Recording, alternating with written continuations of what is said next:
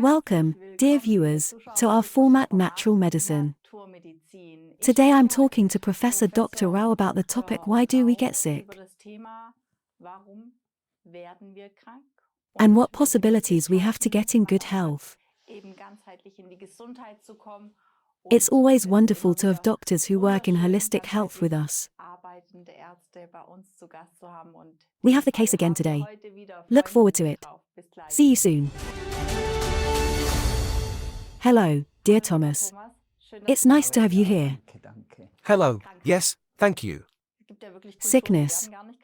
There are cultures that don't get sick at all, but we seem to be meeting a very high quota with this topic.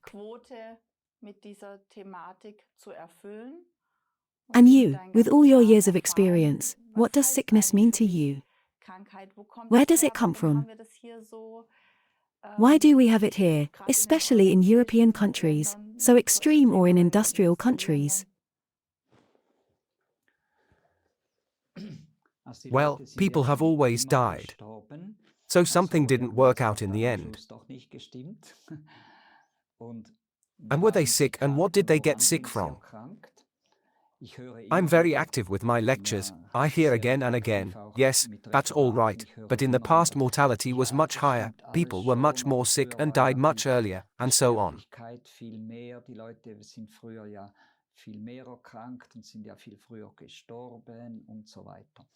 That's true, of course. But certainly in our culture we have made the most massive progress, and the life expectancy has become increasingly higher.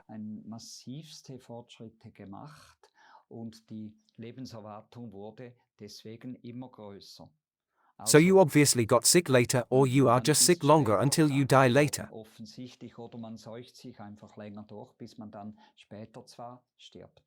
But if you analyze it, I don't have any numbers here, but you could easily get those. If you analyze it, the first year has been much better overcome by the progress of women's medicine, the progress of uterine medicine, the progress of neonatology, which resulted in so many more surviving the first year.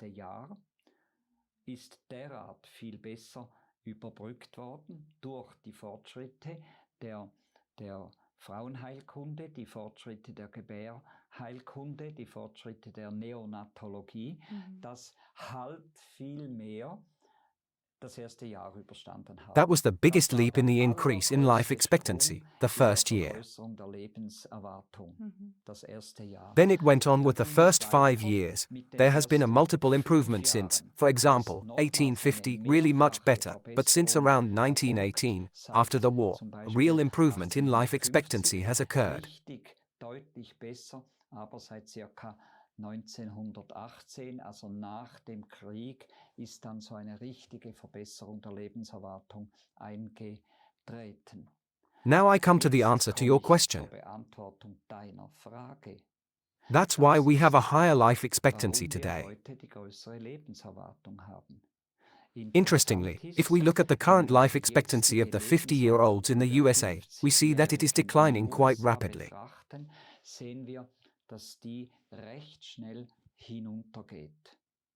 Because, and now comes the answer, really, because we have a massive higher morbidity in our population.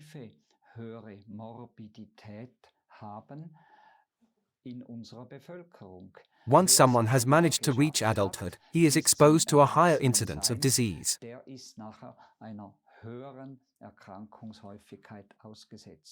That is epidemiology or statistics. Now, school medicine says, yes, that's because of high cholesterol, that's because of heart disease, that's because of cancer. And they are increasing, and that's why life expectancy is declining again.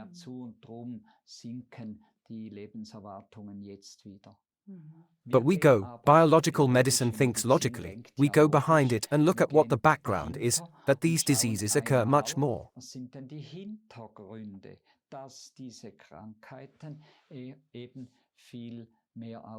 And that's where you have to start.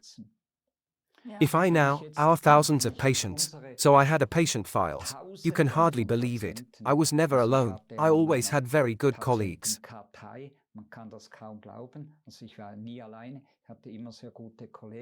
We had 80,000, 85,000 in the old clinic, and now in my new, much more intensive, smaller clinic, where I am now, Sonnenberg Clinic, we already have over 1,000, or about 1,500 patients again within 1 year.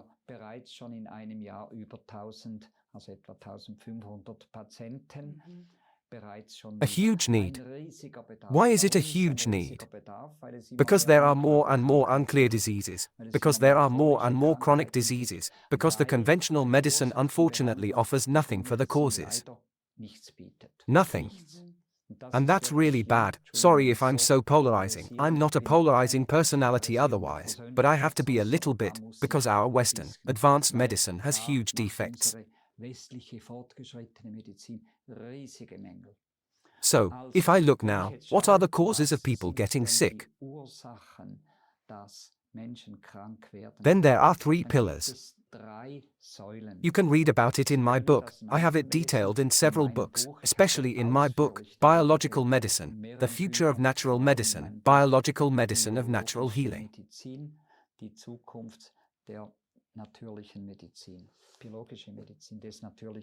The book is called Biological Medicine by Dr. Rao. I have described it there. There are 3 pillars. And if we treat these 3 pillars, then people will feel much better.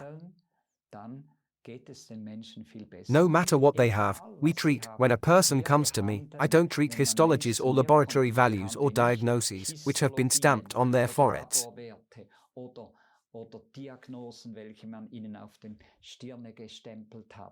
No, I treat people. And every person has causes for his suffering. We search and find these causes and treat these causes, remove these causes of disease. And now I have thousands of patients. I've been doing this for over 30 years, very intensively, more than 20 years, and we have found 3 main things, which can be the causes of chronic diseases or acute diseases.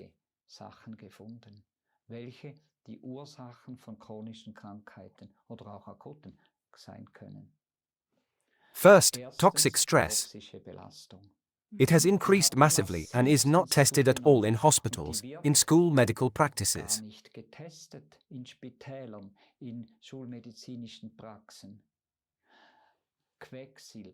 Quicksilver, arsenic, aluminum, epidemics, this is a real pandemic. This infection with toxic substances, whatever pandemic is called, is not one. No, we have these stress factors across the population. I see this all the time. Every toxicity causes its own diseases. If I look at an MS patient, for example, she practically always has strong toxic metal loads. We almost always find quicksilver, but much higher than in the average of other patients or other people of the same age. So the toxic, that is, the toxic substance load.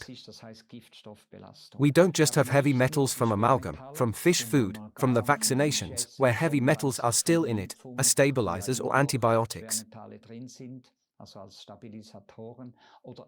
When I think of rosafine, this antibiotic that is given to people still contains, as a stabilizer, thiomersal, which is a quicksilver compound, an organic one.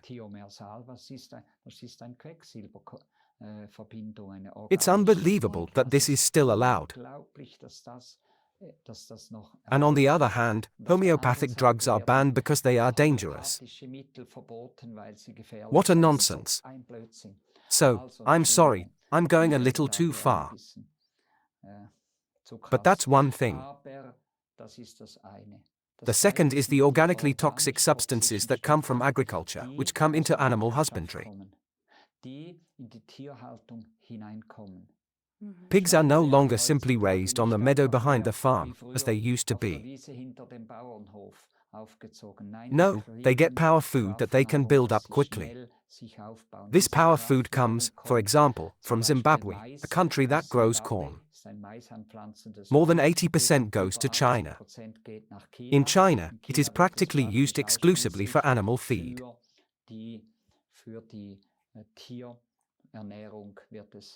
The same with grain. Very large parts of the grain that is produced in Africa goes into animal breeding as animal feed.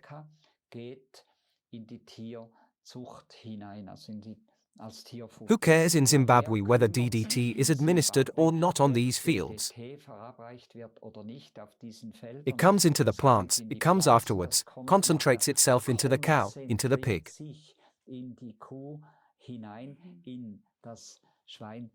And that's what the human being gets. And every step of the chain makes about 80 times. This is also proven, concentration. So, yes, you can imagine that. And the human being takes these substances into himself. Highly cell-toxic substances that are absorbed in this way. You can test that. Yes, I test it in the Toxicological Institute in Basel. I test these substances. It's not a back kitchen lab of some crazy person. No, this is the highest qualified, recognized lab in Switzerland. The test is there, I test it. I then call. Yes, you, what findings do the other neurologists have? What findings do others have? Because I always get such high toxic values. What does the chief physician of this toxicological lab tell me? Yes, Mr. Colleague, you are the only one who sends us these samples. Yes, who is scientific there? The school medicine or me? It's always twisted, right? Unbelievable. Yes, I don't want to polarize now. I just want to convey. It is worth looking at the toxic burden of the human being for every disease. And the patients we see, who come with any chronic diseases, unclear diseases, for example, they have such burdens.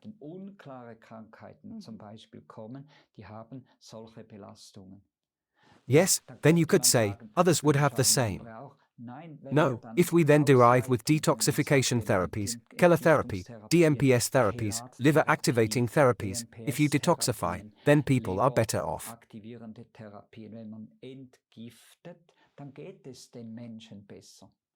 Then their chronic diseases, autoimmune diseases, just get better. Although I don't do anything against autoimmunity, but because I detoxify it. That's number one. Secondly, you just have to make a nutritional change and have to pay more attention to what you eat. Now we are at the second pillar of getting sick or being healthy. And that is the intestine. The immune system is in the intestine. 90% of your, mine or our children's cells, immune cells, in the intestine, not in the lymph nodes or in the blood.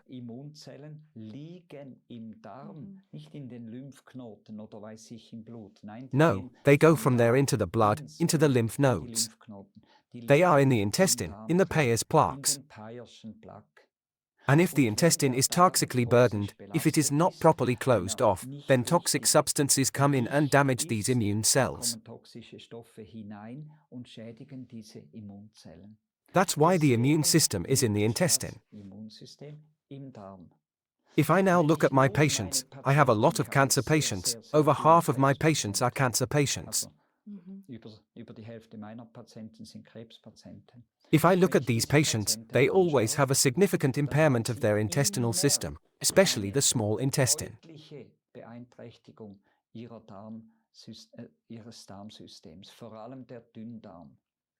And that leads, because it is not tight enough, because its mucous membrane was damaged by the chronic burden, that leads to a reduction of the T lymph nodes of the immune cells which are in the intestine. Führt das dann zu einer Verminderung der T-Lymphozyten der Immunzellen, welche im Darm liegen.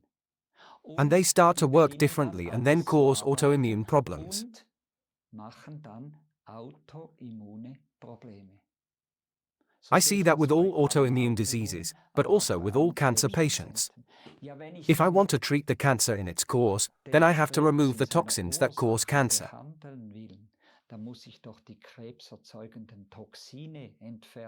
I have to improve this intestinal system, where the T lymph nodes, the natural killer cells, the NK cells, the macrophages are in it. They are in the Peyer's plaques, not in the bone marrow.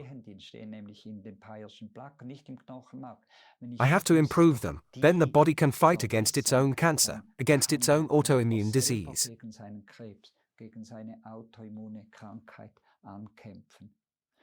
I have examined over 1,000 cancer patients the day they came to us.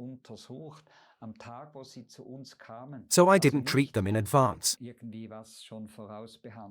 I examined them and not a single one had the normal intestinal bacterial flora.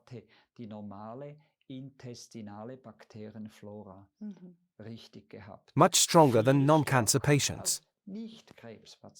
There must be a connection. That's why we are building up the intestine, which is the second pillar of health. My colleague, Dr. Kothors, should come now. She will talk about the intestinal building nutrition, which we teach people. And this way, they become healthier. I have a question about practice. When I have clients who come to me and say, please go to your doctor and have heavy metals checked, or they already had. But there is nothing. I don't have any stress. I would like you to tell me again, how does a GP have to act to be able to say for sure that there is no stress?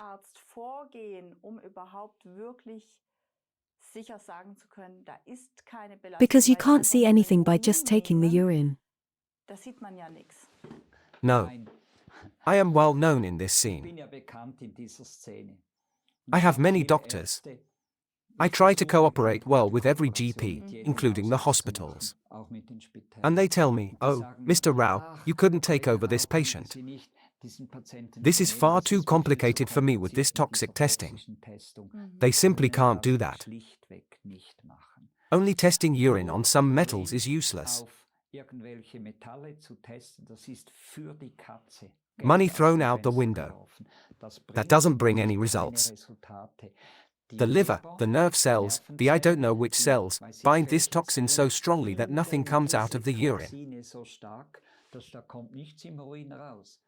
You have to stimulate the excretion. A chelate test, a DMPS test or DMSA test, this binding drug is injected.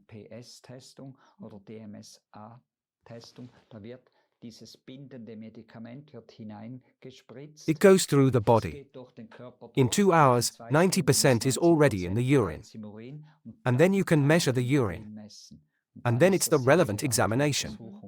It's not a crazy examination. It's the internationally, toxicologically confirmed and recognized test for heavy metals. But a GP simply doesn't do that. I know very few who do that. It's just too complex. Yes. What are important factors for the viewer? What causes diseases? We had a lot. Is there anything else you say is often not analyzed or taken into account? Yes. The third pillar. So it is not taken into account that the person can be healthy himself if he eats properly. And today's average diet is not right. It is far too milky, too protein-rich, too sugary. These three things damage the body and the immune system. So you can do a lot with a diet. It's described in my book, but also in many other places. This is now fully recognized in the entire bioscene. Well, there are also studies about it. The third pillar is, we have a lot, we eat a lot, but we eat substances that no longer bring the power of building up into the body.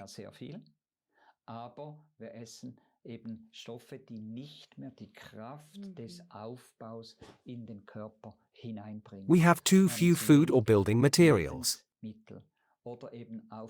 And in today's time, when a person is already ill, he usually is no longer sufficiently supplied with vitamins, trace elements, which are hardly preserved in the food anymore.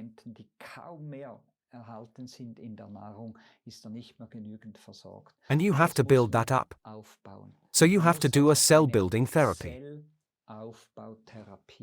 And you can do that again. There are tests on how the adhesion of amino acids is, how the adhesion of trace elements is. We do all of that with us. We are highly modern. We are well ahead of conventional medicine with all our tests, which we can do and then build up for the patient. People notice that in their head, in their whole body, in their vitality.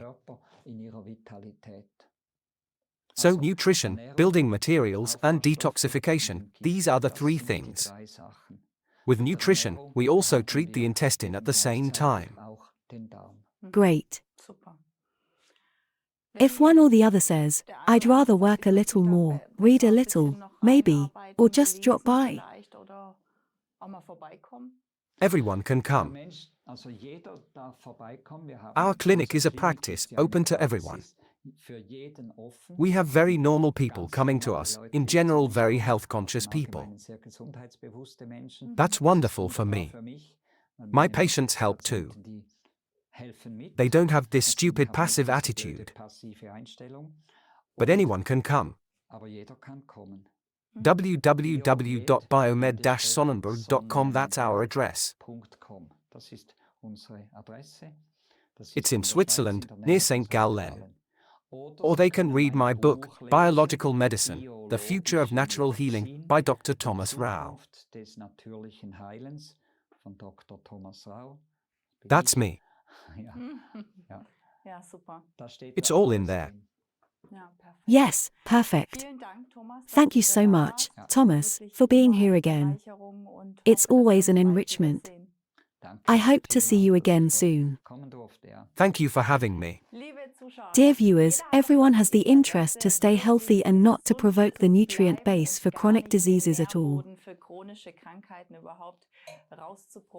So it's even nicer to have guests who support us. Thank you for watching. Wonderful time and see you soon.